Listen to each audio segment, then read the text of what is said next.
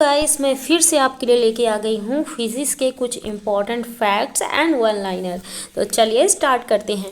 पहला फैक्ट्स है, यदि एक खाली परख नली टेस्ट ट्यूब को जल से भरे बीकर में रखकर टेढ़ा कर दें तो बीकर को ना ऊपर से देखने पर एक स्थिति में नली का तल चांदी की भांति दिखाई देता है।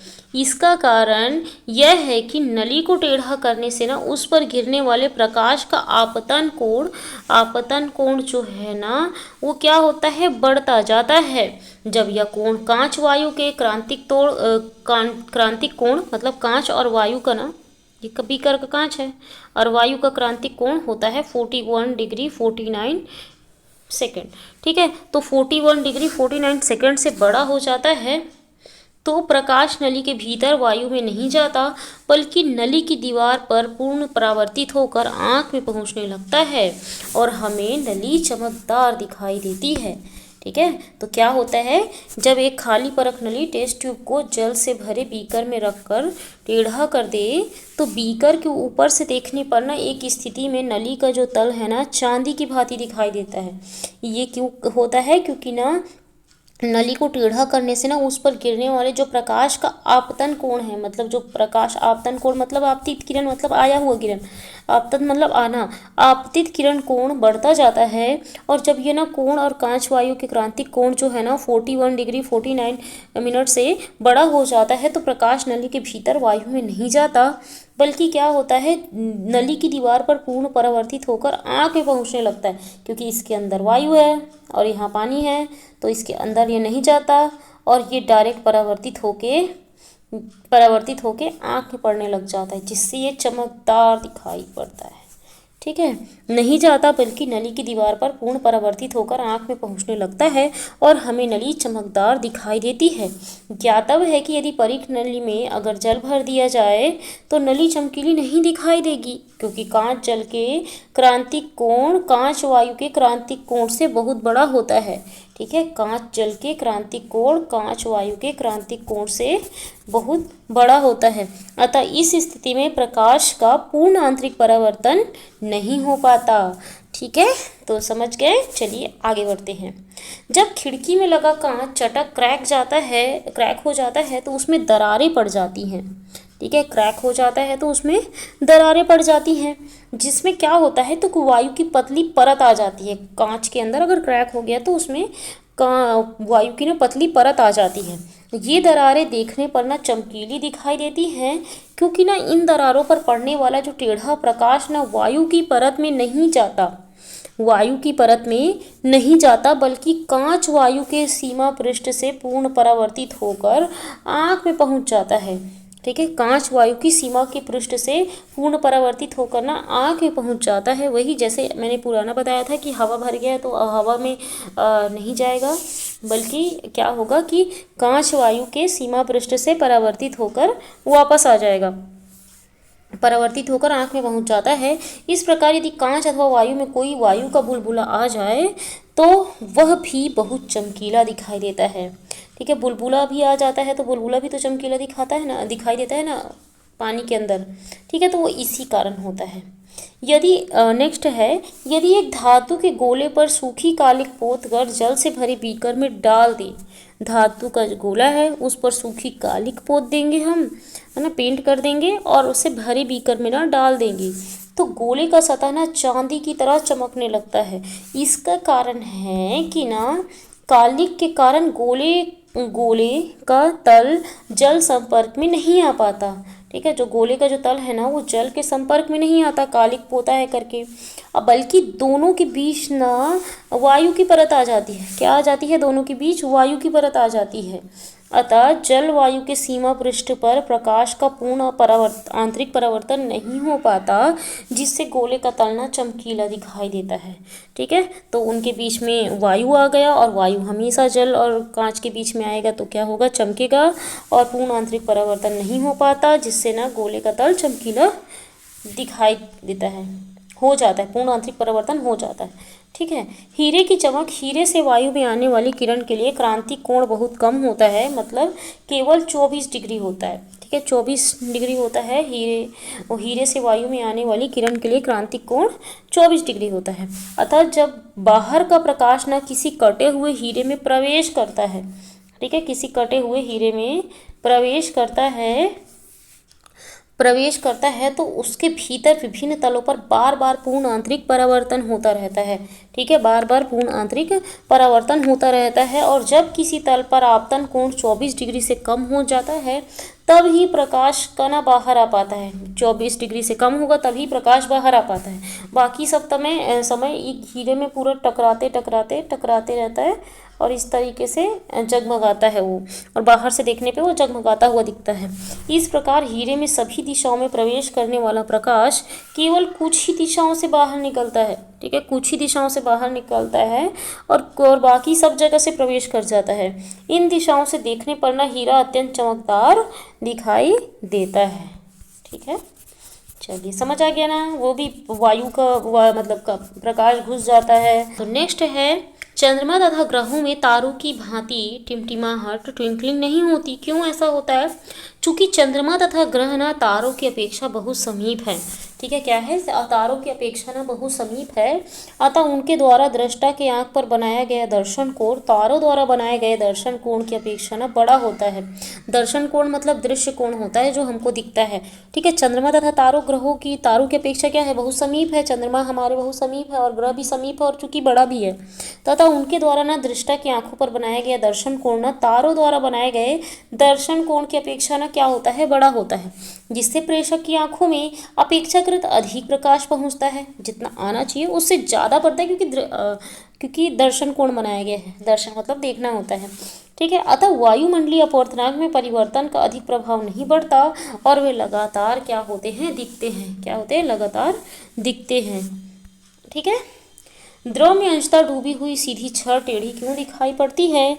अपवर्तन के कारण होती है। कारण है छड़ न डूबे हिस्से का आभासी प्रतिबिंब अपेक्षाकृत ऊपर को बनता है। डूबा हुआ हिस्सा है उसका आभासी प्रतिबिंब जो है ना अपेक्षाकृत ऊपर को बनता है, अतः पूरे छड़ को एक साथ देखने पर ना वो टेढ़ा दिखता है। कैसा दिखता है?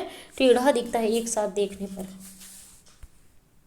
मृग मरीचिका मिरेज प्रकाश के किन गुणों का परिणाम है? तो प्रकाश के अपवर्तन व पूर्ण आंतरिक परावर्तन का परिणाम है। अपवर्तन याद रखिएगा, ठीक है, अपवर्तन तथा पूर्ण आंतरिक परावर्तन का परिणाम है। पूर्ण आंतरिक परावर्तन तो याद रहता है लोगों को, अपवर्तन भूल जाते हैं, ठीक है। नेक्स्ट है किसी वस्तु के त्रिविमी 3 डायमेंशनल प्रतिरूप को अंकित करने की तकनीक को क्या कहते हैं? तो होलोग्राफी कहते हैं। क्या कहते हैं? होलोग्राफी कहते हैं। 3 डायमेंशनल प्रतिरूप को अंकित करने की तकनीक को होलोग्राफी कहते हैं। नेक्स्ट है एंडोस्कोप आंतरिक पेट का परीक्षण करने वाला उपकरण किस सिद्धांत पर कार्य करता है? तो एंडोस्कोप जो है ना पूर्ण आंतरिक परावर्तन के सिद्धांत पर कार्य करता है, पूर्ण आंतरिक परावर्तन के सिद्धांत पर। सूर्योदय से कुछ मिनट पूर्व ही अर्थात क्षितिज से नीचे होने पर भी सूर्य के दिखाई पड़ने का क्या कारण है? तो ये प्रकाश के अपवर्तन के कारण होता है। क्यों होता है? प्रकाश के अपवर्तन के कारण ना सूर्य दिखाई पड़ता है, क्षितिज में होता है तब भी से। नेक्स्ट है पानी से भरे किसी बर्तन में पड़ी हुई कोई वस्तु थोड़ी ऊपर उठी हुई दिखाई देती है। ऐसे क्यों होता है? क्योंकि ना पानी वायु की अपेक्षा ना सघन माध्यम है। क्या है? पानी वायु की अपेक्षा सघन है। सघन मतलब कि विरल, सघन मतलब डेंस। पानी सघन है, सघन मतलब डेंस है, ठीक है। तो पानी ना सघन है और वायु क्या है? विरल है, ठीक है। तो पानी वायु की अपेक्षा सघन माध्यम है।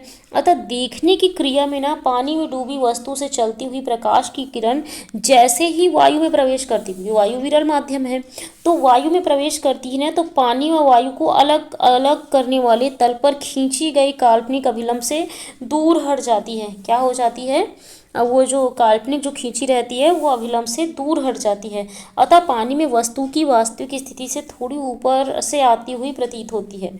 पानी में वस्तु की वास्तविक स्थिति से थोड़ी ऊपर से आती हुई प्रतीत होती है, ठीक है, थोड़ी सी ऊपर से हुई आती हुई प्रतीत होती है, जिससे क्या होता है कि वो ऊपर दिखाई देती है। नेक्स्ट है सूर्योदय व सूर्यास्त के समय सूर्य क्षितिज हॉरिजॉन के नीचे होने पर भी दिखाई देता है, क्योंकि ना पृथ्वी के चारों ओर लगभग मतलब कि सूर्य दिखाई देता है ना सूर्योदय सूर्यास्त के समय भी क्षितिज में होता है। क्षितिज मतलब क्या होता है, थोड़ा सा नीचे तरफ वाला पार्ट, ये देखो क्षितिज सही है, ठीक है। तो क्षितिज होता है, थोड़ा नीचे होता है तब भी दिखाई देता है, क्योंकि ना क्योंकि पृथ्वी के चारों ओर लगभग 320 किलोमीटर तक ना वायुमंडल एटमॉस्फेयर है। अब ऊपर तरफ पूरा एटमॉस्फेयर है, और पृथ्वी के धरातल में जैसे जैसे ऊपर जाते हैं हम लोग, जैसे जैसे ऊपर जाते रहते हैं ना ऊपर ऊपर की ओर, वायु ना विरल होती जाती है, विरल होती जाती है मतलब कि दूर दूर होती जाती है। अतः उसका अपवर्तनांक भी कम होता जाता है। अपवर्तनांक क्या होता है, विरल होगी तो क्या होगा, उसका अपवर्तनांक भी कम होगा। यद्यपि इसका मान 1 से सदैव अधिक रहता है, एक से लेकिन अधिक रहता है, इतना भी कम नहीं होता, लेकिन 1 से अधिक रहता है, ठीक है। 1 से अधिक रहता है ना, तो क्या होता है, अतः वायुमंडल को ना वायु की अनेक गोली परतों लेयर का बना हुआ मान सकते हैं। वो तो पता है आपको, वो जो वायुमंडल है वो बहुत सारे अनेक लेयर्स का बना हुआ है, क्षोभ मंडल, समताप मंडल, मध्य मंडल, ठीक है, इस तरीके से ना तो मान सकते हैं, जिनका अपवर्तनांक पृथ्वी के धरातल से ऊपर की ओर ना क्या होता है, घटता जाता है, ठीक है। डेंसिटी ना घटती जाती है ऊपर की ओर जाने पे।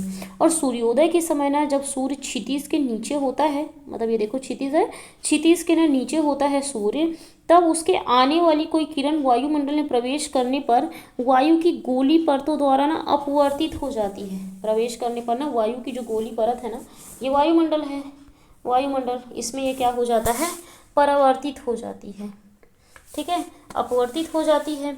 अतः अपवर्तित होने पर ना यह किरण चित्रानुसार अभिलंब की ओर झुकती है, ठीक है। ये अपवर्तित होती है ना, तो ये थोड़ी सी क्या होती है, अभिलंब की ओर झुकती है। और ये थोड़ा सा हमको यहाँ से है सूर्य, बट हमको ऊपर दिखाई देता है, क्योंकि ये ऐसे अभिलंब की ओर झुकती जाती है वायुमंडल में प्रवेश करके, और ये हमको दिखती है कि ये ऊपर है, अभिलंब की ओर झुकती है और प्रेषक की आंख तक पहुंचती है। अतः प्रेषक को सूर्योदय व सूर्यास्त के समय ना सूर्य क्षितिज के नीचे होने पर भी क्या होता है, दिखाई देता है। नेक्स्ट है तारों का टिमटिमाना, ट्विंकलिंग ऑफ स्टार। रात्रि को ना तारों की चमक बढ़ती घटती प्रतीत होती है, हमको लगता है कि तारे टिमटिमा रहे हैं, ऐसा क्यों होता है, जिससे हमें तारों का टिमटिमाना कहते हैं। ऐसा वायुमंडल के अपवर्तनांक में आकस्मिक परिवर्तन के कारण होता है। वायुमंडल का जो अपवर्तनांक है ना, मतलब जो लेयर है ना, उसमें ना आकस्मिक परिवर्तन के कारण होता है।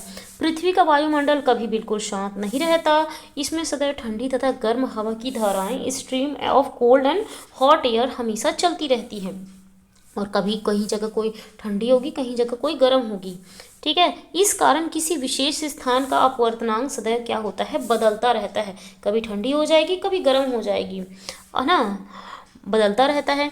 जब वायुमंडल के अपवर्तनांक में आकस्मिक परिवर्तन हो जाता है, तो तारों से आने वाली प्रकाश किरणें अपवर्तित होकर अपनी पूर्व दिशा से हट जाती है, ठीक है। प्रकाश की जो किरणें हैं ना, वो अपवर्तित होकर अपनी पूर्व दिशा से हट जाती है, पूर्व दिशा की ओर हट जाती है।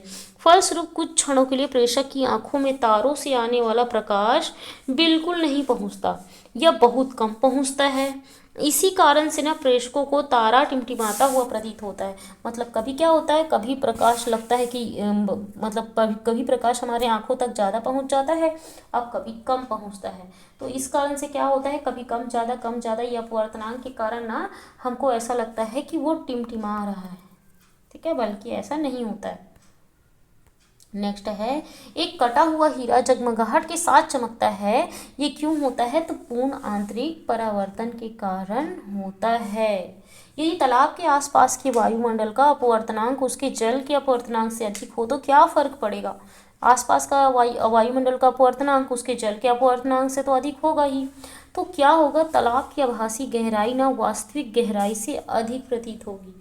मतलब हमको लगेगा कि तालाब ज़्यादा गहरा है, ठीक है, वायुमंडल का अपवर्तनांक उसके जल के अपवर्तनांक से अधिक हो तो देखो, अब देखो मतलब ये बोला जा रहा है कि वायुमंडल डेंस होगा और पानी कम डेंस होगा, ऐसा नहीं हो सकता। मैक्सिमम हमको लगता है कि तालाब कम गहरा है, हम दूर से देखते हैं तो लगता है वो कम गहरा है, क्योंकि जो पानी है ना उसका अपवर्तनांक बाहर के वायुमंडल के अपवर्तनांक से कम होता है, इस कारण से हमको हमेशा ऐसा लगता है। लेकिन यहाँ पे उल्टा कंडीशन दिया है, ठीक है, उल्टा कंडीशन दिया है, तालाब के आसपास के वायुमंडल का अपवर्तनांक उसके जल के अपवर्तनांक से अधिक हो बोला है। तो अब क्या होगा कि तालाब की आभासी गहराई वास्तविक गहराई से हमको अधिक प्रतीत होगी। ठीक है, नेक्स्ट, यदि किसी तालाब की मछली